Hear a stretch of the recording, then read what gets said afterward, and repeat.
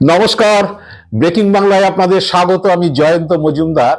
SIR এর যে প্রথম পর্বটা যখন শেষ হয়ে খসড়া তালিকা বেরোলো, তখন বাংলায় 58,20,000 লোকের নাম বাদ গেল। মানে যে চারটে ক্যাটাগরিতে বাদ করা হয়েছিল: মৃত, স্থানান্তরিত, নিখোঁজ এবং ডুপ্লিকেট এন্ট্রি, মানে ডবল এন্ট্রি। তো তখন শুভেন্দু অধিকারী বলেছিলেন যে সবে ব্রেকফাস্টে 58 লক্ষ বাদ গেছে, এবার তো লাঞ্চ আছে, তারপরে সন্ধ্যেবেলা টিফিন আছে, অনেক কিছু বাকি আছে। যখন 14ই ফেব্রুয়ারি, মানে তখন নির্ধারিত দিন ছিল 14ই ফেব্রুয়ারি চূড়ান্ত তালিকার। তো তখন তারপরে 14 তারিখে ফেব্রুয়ারির চূড়ান্ত তালিকা বেরোলে তৃণমূল বলবে আমরা ভোটে লড়বো না। তো 14 পেরিয়ে এখন সেটা 28-এ গেছে, 28 তারিখে বেরোবে।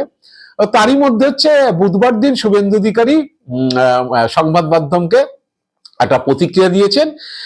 সেই প্রতিক্রিয়াটা কি দিয়েছেন আমি আপনাদের প্রথমে একটু শুনিয়ে দিই, আপনারা শুনুন শুভেন্দু কি বলেছিলেন। ব্রেকফাস্টে গেছে 58 লাখ, এখন লাঞ্চে প্রায় 11 লাখ চলে গেছে। আর ফাইনাল ভোটার লিস্ট যখন হবে তখন সূর্য ডুববে, বিকালের চার সঙ্গে বিস্কিট বা সিঙ্গাড়া থাকবে, তারপরে তৃণমূল বলবে আর ভোটে লড়বো না। আপনারা শুনলেন যে কি বলে, দেখবি আর জ্বলবি। প্রাতরাশে 58 লক্ষ নাম বাদ গিয়েছে, মধ্যাহ্নভোজে আরো 11 লক্ষ নাম বাদ গিয়েছে। যখন পূর্ণাঙ্গ তালিকা বেরোবে তখন সূর্য ডুবে যাবে, সন্ধ্যায় চায়ের সঙ্গে বিস্কুট অথবা সিঙ্গারা দেওয়া হবে, তারপর তৃণমূল বলবে আর নির্বাচনে লড়বো না। মোটামুটি শুভেন্দু জেনে গেছেন কত কত কত বাদ যাওয়া যাবে। আসলে ব্যাপারটা হচ্ছে যে শুভেন্দু জানেন সবই, কিন্তু শুভেন্দু একটা ন্যারেটিভ করে দিয়েছিলেন তো, 1,25,00,000 রোহিঙ্গা বাংলাদেশি মুসলিমদের নাম বাদ যাবে, মানে বাংলাদেশি অনুপ্রবেশকারী মুসলিম ধর্মের যারা নাম বাদ যাবে। তো সেটার কাছে ধারে জ্ঞানেশ কুমার যেতে পারেননি বলে জ্ঞানেশ কুমার আপ্রাণ চেষ্টা চালিয়ে যাচ্ছেন। আমি আপনাদের আগে ভিডিও করেছি, জ্ঞানেশ কুমার হয়েছেন যে অন্তত যদি কোটিতে নিয়ে যাওয়া যায়, না হলে 90-95 লাখ, 1 কোটি। এ তো গুজরাটের যে 74 লক্ষতে পৌঁছলো না। গুজরাটে 5 কোটির মতো ভোটার, আমাদের থেকে প্রায় 2.5 কোটি ভোটার কম। সেখানেও 74 লক্ষ নাম বাদ গেছে খসড়া তালিকা যখন প্রকাশ হয়। তো সেখানটা একটা নিয়ে যাওয়ার জন্য আপনার চেষ্টা চালিয়েছেন। তো শুভেন্দু অধিকারীকে বলি যে আপনি যেটা 11 লক্ষের হিসাব দিয়েছেন, সেই 11 লক্ষের হিসাব কিন্তু কমিশন মানে না। কারণ কমিশন বলছে যে 4,98,000, যে 1,52,00,000 যে লোককে শুনানিতে ডাকা হয়েছিল, মানে 1,52,53, 1,52,00,000 কিছু সামথিং বেশি। 1,22,00,000 লজিক্যাল ডিসক্রিপেন্সি, আর 30 লাখ নন ম্যাপিং, মানে যাদের 2002 এর সঙ্গে কোনো সম্পর্ক নেই। তো এই যে সংখ্যাটা, তার মধ্যে ওরা যেটা দেখা যাচ্ছে 4,98,000 লোক শুনানিতে আসেননি, মানে যেটা শুনানি শেষের দিন যেটা জানা যাচ্ছে, 4,98,000 আসেনি, মানে প্রায় 5 লক্ষ আসেনি।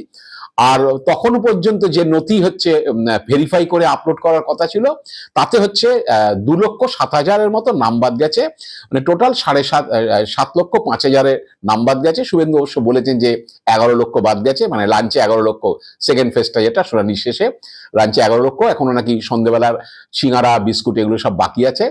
তো যাই হোক, এখন সেটা গিয়ে দাঁড়িয়েছে 65,25,000 মতো, যেটা টোটাল শুনানি শেষে। কিন্তু এখনো কিছু জটিলতা রয়েছে। আমি সেই জন্যই আসছি যে শুভেন্দু অধিকারীকে ভালো করে লাঞ্চ, ভুড়ি ভোজ এগুলো তো খাওয়ানোর ব্যাপার আছে, যেটা আমাদের জ্ঞানেশ খুঁড়েও চেষ্টা চালিয়ে যাচ্ছেন। তো তার জন্য এখন নিয়ে যেতে হলে 65 লাখের মতো বাদ পড়েছে, নিয়ে যেতে হলে আরো অন্তত 20-25 লাখ বাদ দিতে হবে। তো চেষ্টা ত্রুটি কম রাখছেন না তিনি।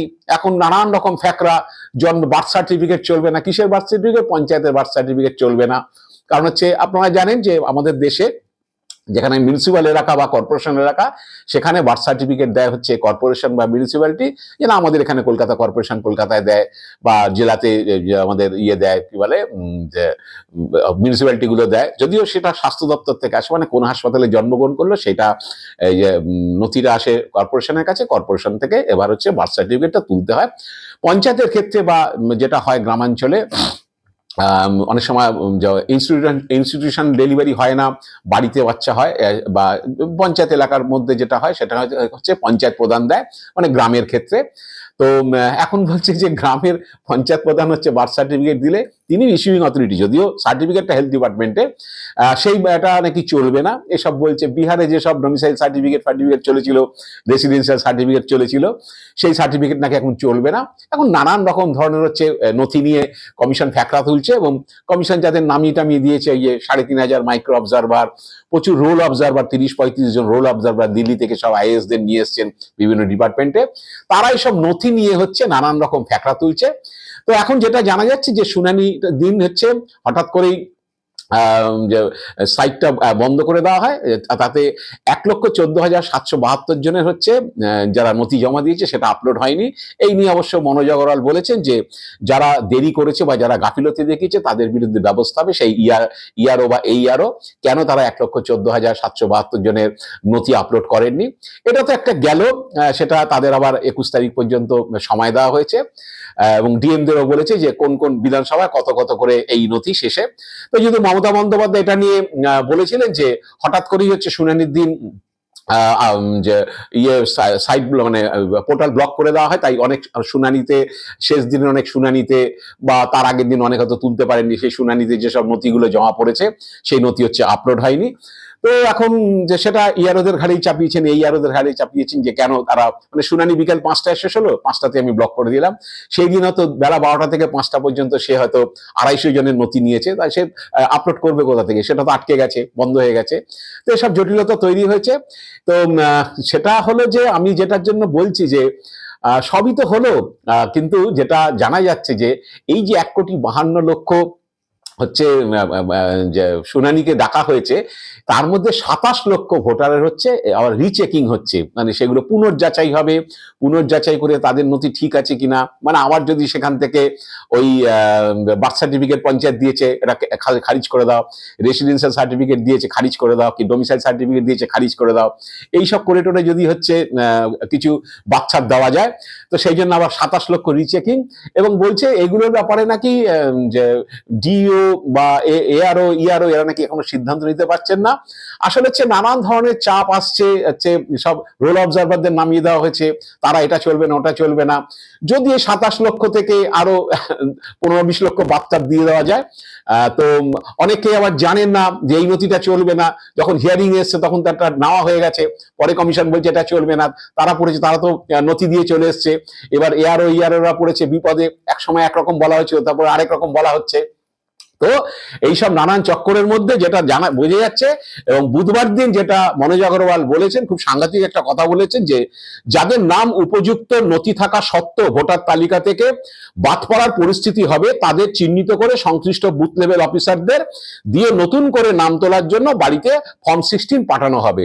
তো পরিস্থিতিটা কেন তৈরি হবে, এত রোল অবজারভার, এত মাইক্রো অবজারভার, তারা তালগোল পাকাচ্ছে কিনা, ইয়ারও এরা নথি আপলোডের ক্ষেত্রে ভুলভাল নথি তুলছেন কিনা, এত চক্কর, এত কিছু, এত ছাকনি মারার পরে পরিস্থিতি কেন তৈরি হবে, যাকে বাবা বাতিল করা তাকে তুমি বাতিল করেই দাও, বলেই দাও যে তো আপনার এই নথি চলবে না। যাদের নাম তোলার পরিস্থিতি তৈরি হবে, মানে নথি থাকা সত্ত্বেও নাম বাদ যাওয়ার পরিস্থিতি তৈরিটা হবে কেন, আমার প্রশ্ন সেইখানেই। নথি তো আপনি নিয়েছেন, নথি নিয়ে আপনি বলছেন যে নথি ঠিক আছে, তারপরও কেন পরিস্থিতি তৈরি হবে? তো এইগুলো যাই না, এগুলো হচ্ছে মানে করে দাও। আমি এই কালকেই শুনলাম মঙ্গলকোটে মুসলিম প্রধান এলাকায় 5টা বুথে হচ্ছে কত, ম্যাক্সিমাম 5,000 ভোটার হবে, 1700 লোককে হচ্ছে ডেকেছে, মানে সিংহভাগ হচ্ছে সংখ্যালঘু সম্প্রদায়ের মানুষ। শেখ আকবর আলী নাম ছিল 2000 দিয়ে, আকবর আলী শেখ কেন হয়েছে দেখো আবার নথি, মানে এক একটা বুথে 350 উপর 400 করে হচ্ছে। মালদা এক একটা বুথে এমনও দেখা গেছে 500-550 জন করে, মানে মুসলিম অধ্যুষিত এলাকাতে সব হচ্ছে লজিক্যাল ডিসক্রিপেন্সিতে ডেকে দেওয়া হয়েছে। হ্যাঁ, 1700 লোকই কিন্তু মঙ্গলকোটে তারা গিয়ে নথি জমা দিয়েছে, তারা পালিয়ে যায়নি, তারা রোহিঙ্গা না, তারা বাংলাদেশে অনুপ্রবেশকারী না। কিন্তু এই সংখ্যালঘু এলাকাতে দাও, যত খুশি হচ্ছে লজিক্যাল ডিসক্রিপেন্সি অমুকে হচ্ছে করাও, 3-4 করে এই নথি হচ্ছে না আপনার, ওই অমুক নথি দিন, এটা চলবে না, অমুকটা দিন, পাসপোর্ট দিয়েছেন, বাবা মার ডকুমেন্টস দিন, এসব করেছে। যেখানে চেষ্টা চালিয়ে যাচ্ছে। শুভেন্দুর ভোজটা যদি ভালো না হয় তাহলে তো মুশকিল। আর শুভেন্দু অধিকারী 11 লক্ষ নাকি লাঞ্চে বাদ পড়ে গেছে, তাই বলি ওটা কমিশন বলছে 7,05,000 বাদ পড়েছে, 4,98,000 শুনানিতে আসেনি। শুভেন্দু অধিকারী আপনাকে একটু বলি যে 4,98,000 যে শুনানিতে আসেনি তার একটা সিংহভাগ হচ্ছে মতুয়া সম্প্রদায়ের মানুষ, বাংলাদেশ থেকে আসা নমশূদ্র, রাজবংশী এইসব মানুষ। তা একটু বনগায় গিয়ে খোঁজ নিন না যে কত লোক শুনানিতে যাননি, 1 লক্ষের উপর তো শুনানিতে যায়নি মতুয়ারা। তো পেট টেট তো ভরছে, কিন্তু আবার বদহজম হয়ে গ্যাস ট্যাস হয়ে যাবে না তো শেষে। সংখ্যা টংখ্যা তো অনেক বলে দিচ্ছেন। যাই হোক, আপনাদের কথা মতো যখন আমি জানি শুভেন্দু অধিকারী বার্থ সার্টিফিকেটের ব্যাপারটা জ্ঞানেশ কুমাররা কেন আপত্তি করছে যে পঞ্চায়েতে বার্থ সার্টিফিকেট চলবে না, সেগুলো জমা নেওয়া যাবে না, বা যে জমা নিল সেগুলোকে খারিজ করতে হবে, এইসব করছেন। এটা আমার ধারণা এটা শুভেন্দু অধিকারীর মস্তিষ্ক প্রসূত, উনি ঢেলেছেন কমিশনের মাথায়, মানে মনোজ আগরওয়াল এবং জ্ঞানেশ কুমারের মাথায়। এখন শুভেন্দু অধিকারী প্রথম এসআইআর শুরুর সময় একটা প্রশ্ন তুলেছিলেন যে অক্টোবর থেকে নাকি যে এসআইআর ঘোষণা হয়েছে তারপর থেকে কলকাতা কর্পোরেশনে হাজার হাজার নাকি ভুয়ো বার্থ সার্টিফিকেট নেওয়ার জন্য হচ্ছে সব অ্যাপ্লিকেশন জমা পড়ছে। তিনি বলছে আরটিআই করেছেন। একটু আরটিআই রেজাল্ট একটু দেখান না শুভেন্দু অধিকারী, যে কত ভুয়ো বার্থ সার্টিফিকেট কলকাতা কর্পোরেশন থেকে ইস্যু হয়েছে। এইসব এই ভুয়ো বার্থ সার্টিফিকেট দিয়ে নাম রাখার তালিকা করছে তৃণমূল, মুসলিমদের নাম রাখার তালিকা করছে, এগুলো তো মাথায় ঢুকিয়ে দিয়েছেন। এখন ওই জন্য হচ্ছে পঞ্চায়েতের দিয়ে পঞ্চায়েতের বার্থ সার্টিফিকেট যেটা আজীবনকাল চলছে 1969 সাল থেকে, যেটা চলছে যে কম্পিটেন্ট অথরিটি হিসাবে গ্রামাঞ্চলে গ্রাম পঞ্চায়েত আর শহরাঞ্চলে হচ্ছে পুরসভা, এরাই হচ্ছে বার্থ সার্টিফিকেট দেবে। তো সেটাকেও আপনি হচ্ছে তালগোল পাকিয়ে দেওয়ার জন্য এদের কানে মাথায় বুদ্ধি দিয়েছেন, এরাও সে তাতে নাচছে। তো যাই হোক, এখন চেষ্টা চলবে, গণেশ কুমাররা ছাড়বেন না আমি জানি। হচ্ছে তারা শুভেন্দুর পেটটা ভরাতে হবে, শুভেন্দুর ন্যারেটিভকে সত্যি করতে হবে যে 1 কোটির কাছাকাছি অন্তত নিয়ে গেছি। আচ্ছা 80-85 লক্ষ তো নিয়ে গেছি, 65 লাখ হয়েছে, ওটা আরো 20 লাখ বাড়িয়ে দিয়েছি, এই জন্য আবার রিচেকিং 50 লাখ লোকের নাম রিচেকিং করো। মুসলিম অধ্যুষিত এলাকাতে হচ্ছে আবার সেই যে নথি আপলোড হয়েছে সেগুলোকে রিচেকিং করো, কোথায় তালগোল পাকিয়ে আছে।